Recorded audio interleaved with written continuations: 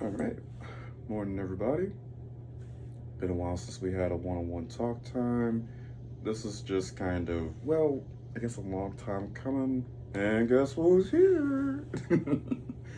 Anyway, I guess this is a story time. So it's gonna be long, and I'm gonna say this out the bat. If you can understand English, at the very end, there are gonna be some clips, some pictures and whatnot.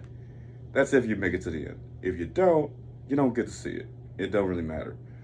But basically, I guess again story time. So we'll start where I left off with my grandfather, Vietnam veteran, Purple Heart recipient, real good stuff. Trust me, he deserved every bit of it. He worked hard for it. He got drafted. Wasn't his choice, but he still fought. He still served. Um, And I like to talk about my granddad because he's an example of a lot of things that I eventually dealt with myself. Like, for instance, we'll start with the more easier one to work with. His military years. He had, I think, a year and a half. Myself, I had 3 years. So I only trump him in that area. I would really say that's a something to brag about. But basically, though, he um, he went to Vietnam. He basically was like myself, infantry, grunt. Not sure how it translated back then or what jobs they had back then. That area is hazy. He wasn't a big guy to talk about. He really wasn't huge to talk about. A lot of the information I got was from my mother or my grandma, other people who would definitely had talked to him when he was more open about the topic. Basically, though, he hated the army. He hated the army. He clearly did not want to be there. That's what happens when you get drafted. You know, he didn't want any of it. For my grandmother's account, he ran. He tried to run away. He tried to. Couldn't stand being there. In which, I mean, I don't know how it was for him back then, and I can only imagine it was probably 10 times, even 100 times worse than what I was experiencing in my time in the Marine Corps. But basically, I think he was supposed to be a paratrooper at one point, but there was too many accidents, so he got reduced down to a grunt, which does happen. Basically, if you're not suited for the job, they'll just um give you a new job. Like, say for instance, if you were in infantry school and you couldn't pass the basics of infantry school, not boot camp, infantry school. So you're learning how to be a grunt. You're learning how to be an O3. First month, learn how to be an O3. Second month, O311, O331, O341. I don't remember all the number, O352 even. All different jobs. So if you fail somehow and you fail enough times, they will give you a new job because they're just be like, okay, you can't do this job. We can't force you to do this job if you're just going to keep failing. So, new job. So you might end up from being a grunt to being a custodian or even being a cook. It doesn't really matter. You still get in. You just don't get in the way you thought you were going to get in. Happens and I think a few people that happened to it on my schoolhouse. We were the Bravo hazing event. We had a lot of combat vets teaching us, so we didn't get the light, easy work on it. Now, my grandfather, back to him, he basically was a basic infantryman. Now, he was apparently, obviously, this is from family, but hey, I'll say it like this: I at least trust that they'll tell me the truth on this end about my granddad. He was a squad leader. No, he wasn't anything like a platoon sergeant or nothing like that. He was a squad leader, which is actually a pretty and not easy job to get. It's an easy job to get. It's hard to keep, really, because it requires trust and it does require good leadership. I would hope. I don't know anymore. After my experience in the Marine Corps, this is me basically saying like the basic tenets that ought to be there. I'm not saying like that's exactly what is, because what you might hear about certain military branches or even certain factions when you actually are in them or even just deal with them, it's a whole different ball game. Kind of same thing with the police. I was very, very for the police and defended them on a lot of things when I was younger. Now I'm completely opposite of that. I'm against it. I feel as though there needs to be a lot of reformations. Aside from that, my granddad was a squad leader. Now, due to the time and the racism of that time, he was immediately replaced when they saw that, oh, he was going to be the one leading patrol into the enemy territory. So they replaced him with somebody they knew better, and obviously it was just a white guy. And he was in charge of my granddad's squad. My granddad was pushed down to a fire team leader. It's just how the times were. You know how funny it might feel to know you got forced here, to know that you probably got treated horribly throughout all your time of training, all the way until deployment. And deployment is really supposed to be the serious time. Like, okay, forget about the race. Like, this has nothing to do with that. Like, we have to win a war. Imagine having somebody so racist that they will compromise everything because they don't like the black guy being in charge of a squad. Be quite amazed. And how, well, it may not be that exaggerated nowadays anymore, but it's still very present. It's still like, at the end of the day, just because you're not saying racist slurs all over the place does not mean you're just good. It's how you act. It's how you come to certain conclusions.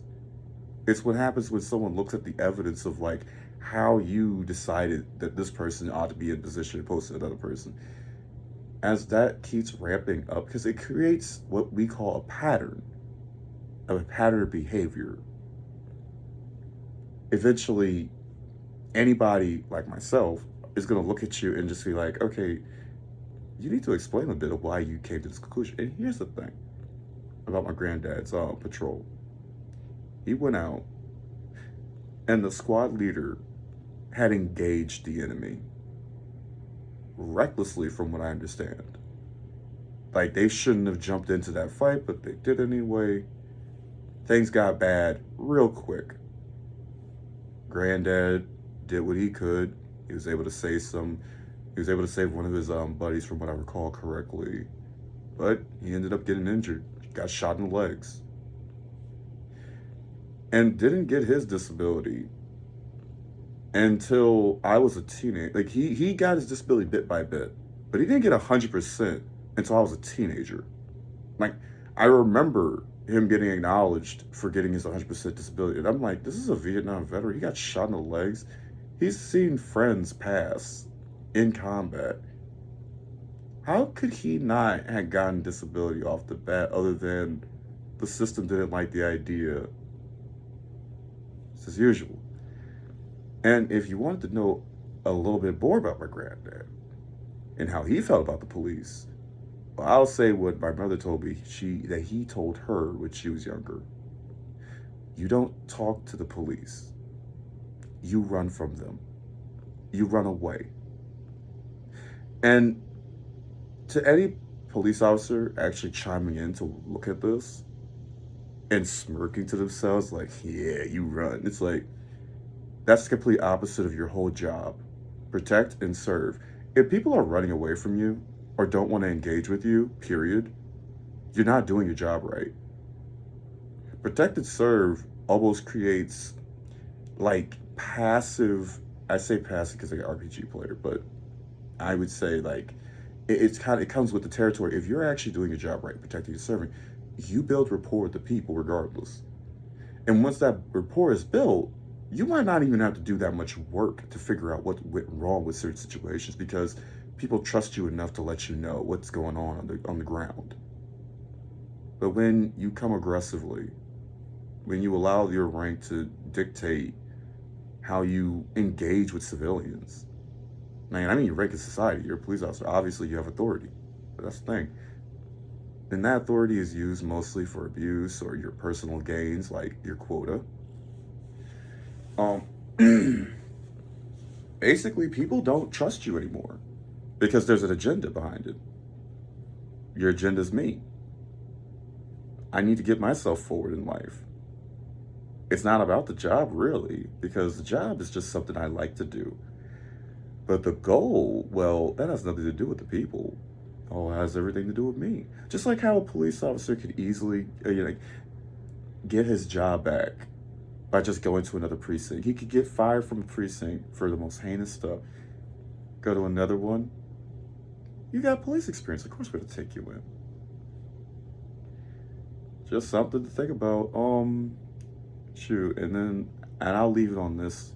Trust me, the Marine Corps' racism prepares you for the police racism. Because the difference between the police racism and the Marine Corps racism, the police racism is sparse because of the fact they have to have like something. They have to be able to say something for why they're messing with you. Military, no, they don't. If you have a racist chain of command or even just a racist squad leader, they don't have to make up any reason to be racist with you. They don't have to make up any reason to be aggressive with you or assault you or abuse you. They don't. And guess what? In the military, at least I would say easily in the Marine Corps, there are very few systems to fight that back. As much as they say hazing's not allowed, we don't tolerate hazing, there was a massive amount of hazing. The whole company, whole company. Ain't nobody below, I would say, Lance Corporal below, nobody was safe. Oh, Lance Corporal, well, isn't that supposed to be the senior, or is that supposed to be, when you deploy and you're a Lance Corporal? It's funny how every generation has a different standard to that. I'm not going to get on that because it's already 11 minutes and I don't like these things being super long because it goes on TikTok.